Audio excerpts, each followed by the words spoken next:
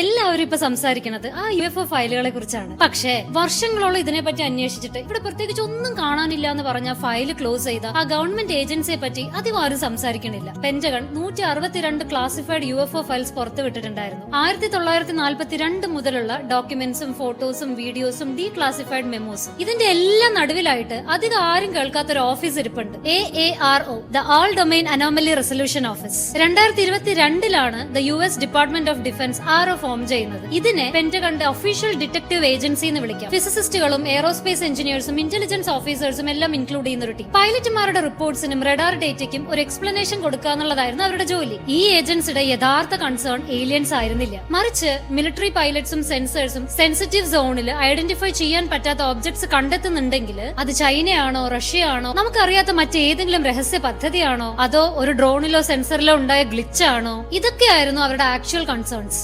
വർഷങ്ങളുടെ അന്വേഷണത്തിന് ശേഷം ആരോ നൽകിയ ആൻസർ ഇതായിരുന്നു: ഏലിയൻസിനെ കുറിച്ചോ എക്സ്ട്രാ ടെറസ്ട്രിയൽ ബീയിങ്സിനെ കുറിച്ചോ അവരുടെ സാങ്കേതിക വിദ്യകളെ കുറിച്ചോ യാതൊരു തെളിവും ഇല്ലാന്ന്. മിക്ക കേസസും ബലൂൺസോ ഡ്രോൺസോ സാറ്റലൈറ്റ്സോ സെൻസസ് തകരാറുകളോ മാത്രമാണ്. 50കളിലെയും 60കളിലെയും ചില UFO കഥകൾ ശരിക്കും അമേരിക്കയുടെ തന്നെ രഹസ്യ വിമാനങ്ങളായ U-2, SR-71 ബ്ലാക്ക് ബേർഡ് എന്നിവയായിരുന്നു. പക്ഷേ അവരുടെ പൈലറ്റ്സിന് പോലും ഇങ്ങനൊരു കാര്യമുള്ളത് അറിയില്ലായിരുന്നു എന്ന് മാത്രം. ഇനി തെളിവില്ലാത്ത കേസസോ അതിന് ആരോ നൽകുന്ന മറുപടി അത് ഏലിയൻസ് കാരണമല്ല, മറിച്ച് വീഡിയോ ക്വാളിറ്റി മോശമായതുകൊണ്ട് തിരിച്ചറിയാൻ പറ്റാതെ പോയവയാണ്. 2023 ഡേവിഡ് ഗ്രഷ് എന്ന ഇന്റലിജൻസ് ഓഫീസർ ഒരു സത്യപ്രസ്താവന നടത്തി. അമേരിക്കയുടെ കയ്യിൽ തകർന്നു വീണ ഏലിയൻ ക്രാഫ്റ്റ്സ് ഉണ്ട് എന്ന്. ആരോ ഇതിനെപ്പറ്റി അന്വേഷിക്കുകയും അത് തള്ളിക്കളയുകയും ചെയ്തു. പക്ഷെ ഇവിടെ പ്രശ്നം എന്താണെന്നോ, ആരോ പെന്റഗണിന്റെ ഭാഗമാണ്. ഗ്രഷ് സൂചിപ്പിച്ച ഈ രഹസ്യ പ്രോഗ്രാമും പെന്റഗണിൽ തന്നെയാണ് ഉള്ളത്. അവരുടെ സപ്പോർട്ടേഴ്സ് പറയുന്നത് ഇങ്ങനെയുള്ള എക്സ്ട്രാ ഓർഡിനറി ക്ലെയിംസിന് എക്സ്ട്രാ ഓർഡിനറി എവിഡൻസസ് വേണമെന്നാണ്. ആൻഡ് ഗ്രഷ് അത് പ്രൊവൈഡ് ചെയ്തിട്ടില്ല. രണ്ട് സൈഡിലും പോയിന്റ്സ് ഉണ്ട്. പക്ഷെ എന്തുകൊണ്ടാണ് ഇപ്പോ ലോകത്തിലെ തന്നെ പവർഫുൾ ആയ പല